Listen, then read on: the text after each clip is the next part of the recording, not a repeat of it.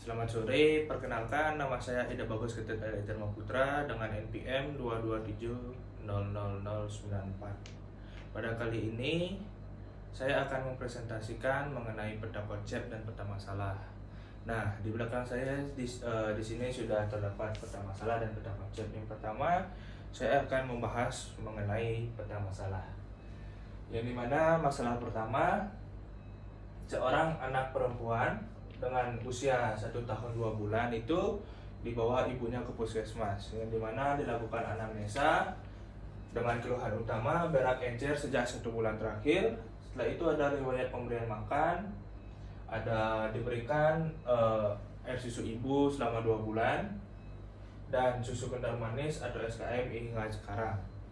Setelah itu ada riwayat sosial ekonomi, yang dimana di sini keluarga dari pasien itu bisa dikatakan kurang mampu. Selanjutnya dari riwayat kelahiran, yang dimana berat badan lahir atau BBL-nya itu 2.900 gram dengan panjang badan atau BB-nya 47 cm. Setelah itu dilakukan pemeriksaan fisik. Yang pertama, berat badan 5.600 gram, panjang badan 60 cm. Setelah itu ada pasien tampak kurus dan pucat. Selanjutnya adanya bitot spot pada mata. Bitot spot itu merupakan adanya tampak bintik pada mata. Nah, setelah itu ada yang terakhir, ada edema dorsum pedis dan edema vertibial.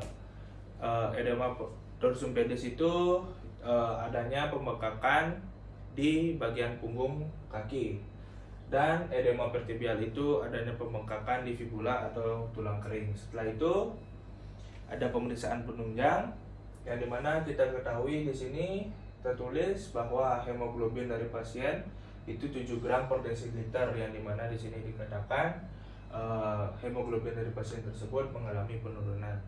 Nah, dari anamnesa, pemeriksaan fisik dan pemeriksaan penunjang ini didiagnosa pasien itu mengalami penyakit malnutrisi. Nah, setelah itu di sini sudah terdapat peta konsep, yang dimana pola hidup itu ada dua, ada pola hidup yang eksternal, yang dimana faktor sosial ekonomi dan faktor sanitasi yang disebabkan itu oleh infeksi mungkin, atau pengetahuan ibu kurang mengenai gizi, mengenai nutrisi yang baik untuk bayinya. Setelah itu ada ibu mengganti air susu ibunya tersebut menggunakan susu kental manis, yang dimana penggantian itu menyebabkan diare. Nah, dari diare tersebut munculnya dehidrasi. Setelah itu ada pola hidup internal, kurangnya nafsu makan sehingga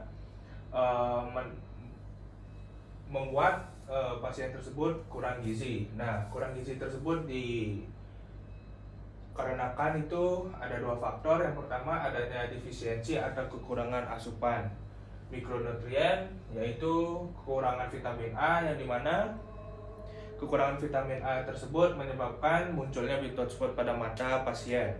Setelah itu ada kekurangan kalsium, yang dimana dari kekurangan kalsium tersebut menyebabkan pertumbuhan tulang dari pasien tersebut terhambat.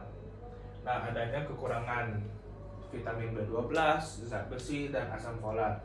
Setelah itu adanya faktor defisiensi atau kekurangan asupan makronutrien, yaitu karbohidrat, lemak, dan protein. Nah, di mana karbohidrat itu digunakan terus-menerus, yang dimana kita ketahui itu karbohidrat merupakan energi yang siap untuk dipakai. Setelah itu, yang dimana jika karbohidrat itu habis, tubuh otomatis akan menggantikannya itu dengan lemak. Nah, setelah lemak itu habis juga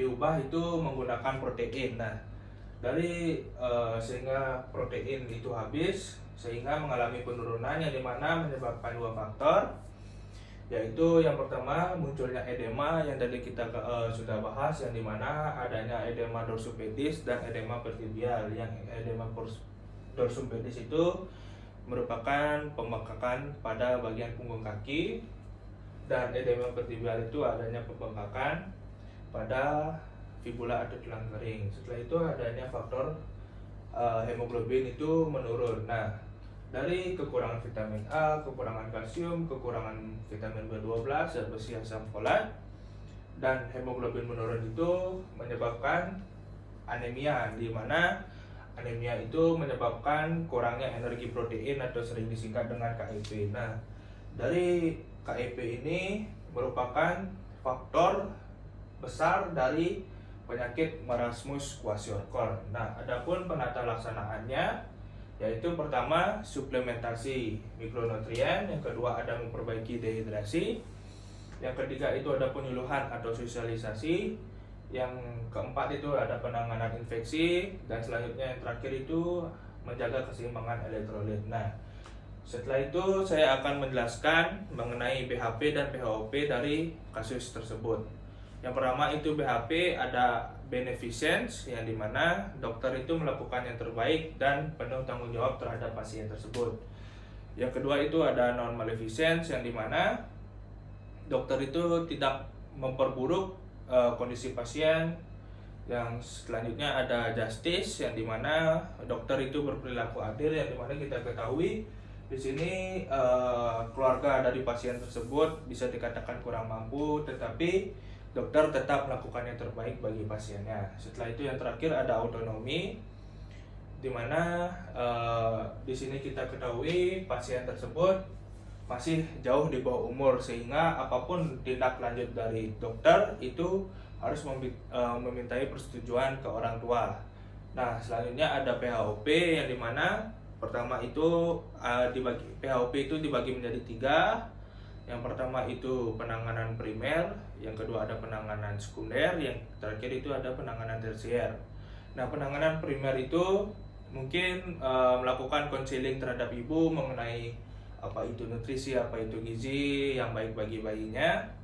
Setelah itu yang penanganan sekunder itu seringnya atau rutin melakukan check up ke dokter. Setelah itu yang terakhir ada penanganan tersier, yaitu dengan menjaga pola makan menjaga pola makan kita itu sendiri.